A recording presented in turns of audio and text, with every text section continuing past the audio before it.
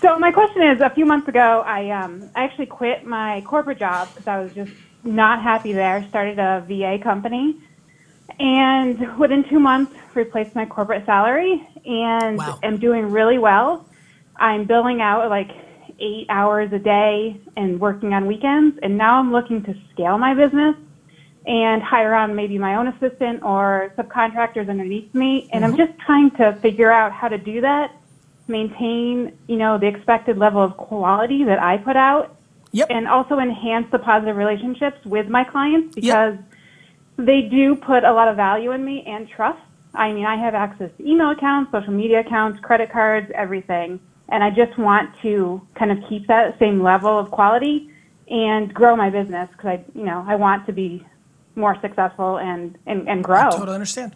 And, I get it. It's a non-scalable thing. And so, especially when you get into credit cards and social security numbers, the advice that I usually love, that's mine, and I don't think it's everybody's, but I'm a big fan of hiring intuitively to the best of your ability, but firing quicker if you know that it's wrong. There's a little extra dynamic there with things like sensitive information because you don't want to create the vulnerability that could be an atomic bomb. Does that make sense? Is that something that's running through your mind? Yeah, no, absolutely. And some of the contracts that I have with my clients actually state like not hiring subcontractors, but I'd like to introduce that to my clients in a very respectful way to see if maybe we can, talk about that in the future. Timmy? So I'm trying to just kind of like plan out how I understand. to grow at this I got some thoughts. I'm going to let Tim jump in. Yeah, I have a few thoughts just because I've spent so much time with one foot in the VA world. I would say that there's a book called The E-Myth Revisited. I would take a look at that just in terms of systematizing how you train. And just for the big picture and longer term view, I think that would be useful. There's also a book called Built to Sell that will allow you to think about building a business that is not dependent on you as a bottleneck. Even if you never sell the business, it's a useful set of checkboxes. And just on the simplest level, I would say you need to run background checks. Certainly on people. It's a very simple process, but as a baseline, before you even consider someone, you should run background checks.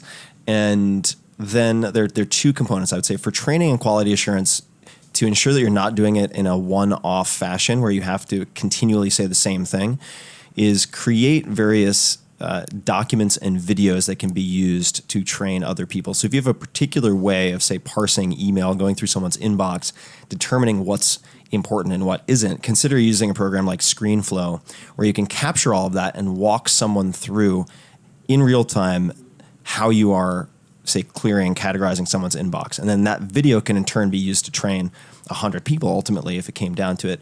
And then last, I'll try to keep this short, but this is a domain that you built. I mean, this is you're more qualified to answer here. I've seen companies built and self-destruct in this space quite a few times.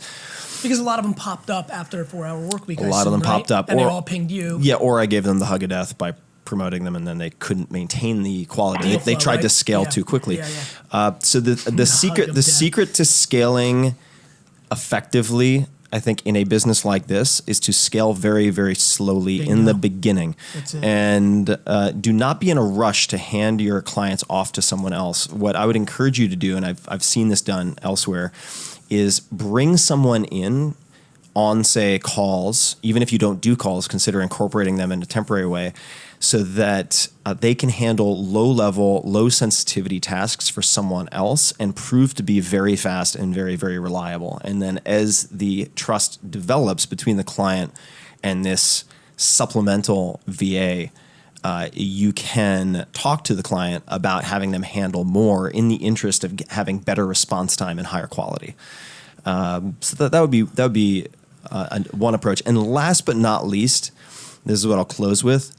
I would at least every 6 to 12 months schedule a day where you can do a 30,000-foot review and ask yourself, do I want to scale? If the answer is yes, why do I want to scale? Because I see very often when people create, say, a business to manifest a better life for themselves that differs from, say, your corporate job, that they take something that's really going well and then recreate the problems that they experienced in their old job by creating complexity and trying to scale, even if their lifestyle needs are already met with the income that they're generating. Yeah, the AKA, you're making $337 a year income from crushing it on something, and now that's like the perfect zone, and now you're making $509, but you hate your life. Yeah. And that extra Sure. really meant nothing. How long is, you said 2 months in you were able to do that. How old is it now, the company? About 4 months old. Right, and how old are you? I'm 35. Yeah, I mean, I don't know if you watch any of my stuff, but obviously if you're watching this, unless I don't think Tim shared it, Tons of it. good. So patience, do not be in a rush. Like I turn 42 tomorrow, right? And I feel 24, and that's the real truth. And if you understood that and said to yourself, well, wait a minute, I'm going to feel exactly the way I feel now in 7 years, it may not make you rush to scale sooner than you needed to. I mean, you're 4 months in. Yeah. Like I'm almost. I'm not looking to scale in like super quick. But just a little background story, and my Go ahead. boyfriend's probably gonna kill me for telling you guys Go this. ahead. But about a year ago, he had heart failure in the middle of the night, and after CPR and a coma and everything, it just kind of put things into perspective. Of, Yes. I don't want to work 40 hours for a company where I hate every second of every day. That's right. So I decided that I wanted to work from home and that he and I could be together more get and it. travel more. And I love it. And so now that Can I've I- replaced can- my corporate salary, it's great, but I want to have a little bit more free time, I guess, to to do that So stuff with him. there's no such thing as free time or passive income when you own something because it's mental time. Like Right. you have to you're going to have to wrap your head around mental time versus physical time. I am so fired up for next week because somewhere around Tuesday morning, I know the world shuts off, at least in America. Let me rephrase. The US shuts off somewhere around Tuesday morning because first everyone's going to buy Tim's book, but second of all, because it means that Thanksgiving is about to start. And I know Tuesday afternoon and Wednesday and Thursday and Friday are literally the best days of the year for me. Literally, this is not a joke. Next week, Tuesday afternoon, my team will feel it. I am in the best mood because it is literally one of the 24 days a year where I can actually mentally relax a little bit because the world shuts down the US shuts down for Thanksgiving. That will happen again during the Christmas week. That will happen in this miraculous new one that is new in the last 8 to 9 days of August, which was a European thing but has now become an American thing. You just need to travel more, spend more time together. That could be physical, but when you guys are seeing the Eiffel Tower, or when you're having the best sushi ever in Japan, or when you're watching a great soccer match in Spain, your mind's going to be on this business some way, somehow, no matter how zenned out, how much meditation. When you make that leap to being the final line of defense, there is a truth in that is something you're going to have to wrap your head around, and no level of scale is going to change that. It will only increase it. Yeah, and I would add, if I may add Sorry. one more thing. No, you're good. Let me just add one more thing. So because Gary's mentioning some potential peak life experiences that you could have, which may be part of the impetus or dream related to building this business, I would say a year from now, try to schedule 4 or more weeks where you are not part of the system. And in other words, if you schedule at least 4 weeks, it has to be at least 4 weeks, off the grid where other people are making decisions for your business, what that means is prior to leaving on that vacation to Spain or wherever it might be, you have to put systems in place, rules, policies, people, et cetera, that will allow you to do that without everything falling apart. And those systems then outlive the vacation and you come back 100%. and that helps you then to scale because you've proven that you are not the bottleneck for every and all decisions. But you have to force that. If you just say, I'm going to make an effort to build it, that's generally not going to be enough. But if you've pre-committed to yourself and your boyfriend, maybe even other people in your family, you've bought plane tickets, now you have accountability.